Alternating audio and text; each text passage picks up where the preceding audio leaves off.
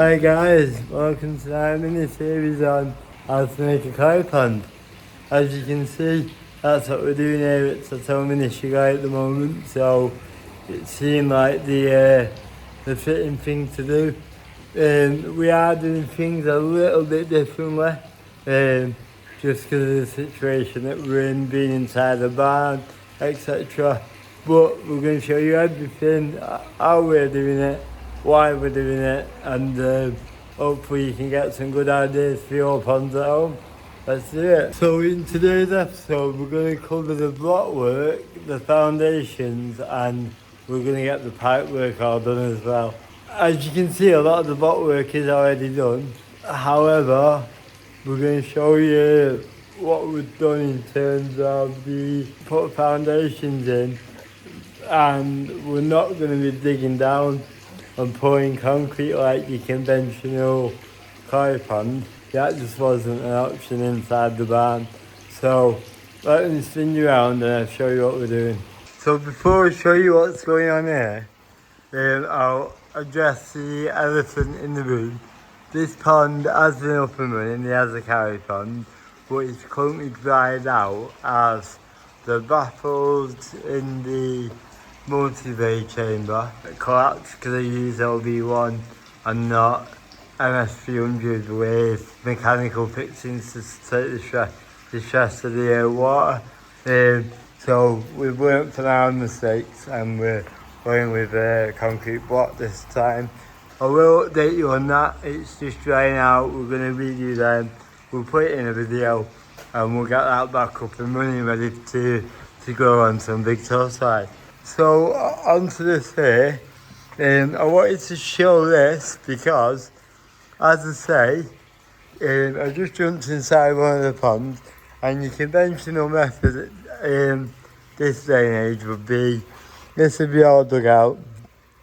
You pour a concrete base with your bottom drain already in. But as we're in the barn, that wasn't an option for me.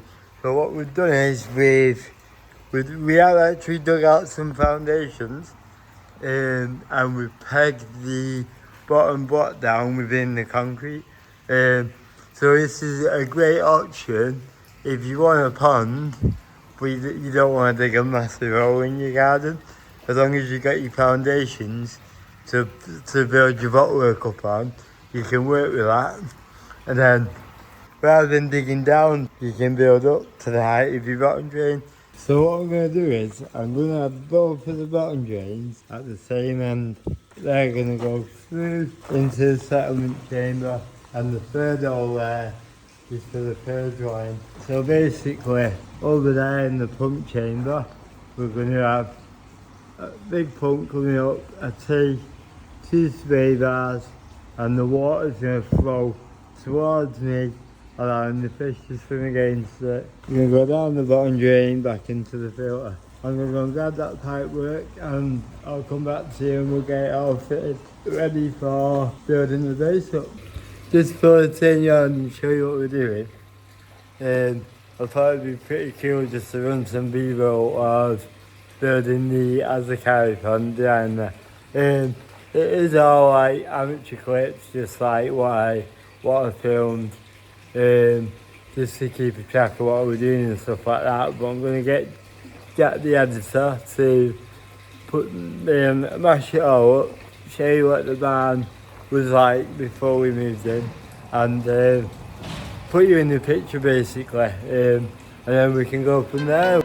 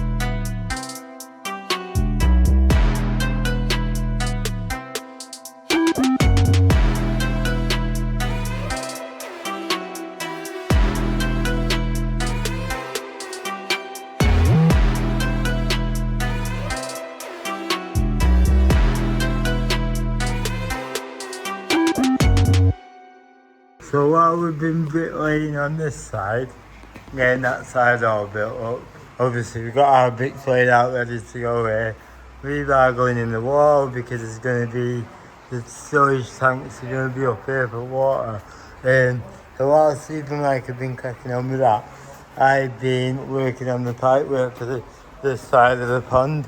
And as I was saying before, conventionally, you dig down, pour a concrete base, and all this pipe work would be inside the concrete base. With that not being an option inside the van, we're going to build it up with sand to the height of the width of the bottom drain, well, an inch below, sorry. And then there'll be 1 inch Kingston foam on top of that to take us up to the lip of the bottom drain. Then it's as simple as dropping your liner in and attaching your bottom drain to your liner, which I will show. I know it's been on YouTube hundreds of times, but it's worth showing because everyone has their own way of doing things. So as you can see there, 2 courses off, the block are ready to go tomorrow. But yeah, as I was saying, I will film getting the sand in the next episode. But as you can see here, your air will come up through the middle of the bottom drain. Air is sneaking out through there. You've got your settlement chamber here. There's going to be a bottom drain on the end of this pipe in the middle to purge. Water's going to come in on a 90-degree elbow there, a 90-degree elbow over there. I can actually do this in a circular motion to allow stuff to settle out in the middle to create like a vortex. I'm also on top of the pipe coming in there. That needs to be trimmed back a bit. That one needs to be extended a bit. But I can have a T with a pipe coming up to just above the water level to allow me to rod the actual bottom drains, even though it's all linked in as one system. So again, I'll show that when we get to it. We're not quite at that stage yet. Again, this pipe here needs cutting back roughly just before the white line. Again, line going into the manifold. That's going to be a bottom drain or a perforated lid to purge anything out of the bio chamber. Obviously the perforated lid allows me to purge it without sucking the K1 away. And then obviously if you pump chamber at the end.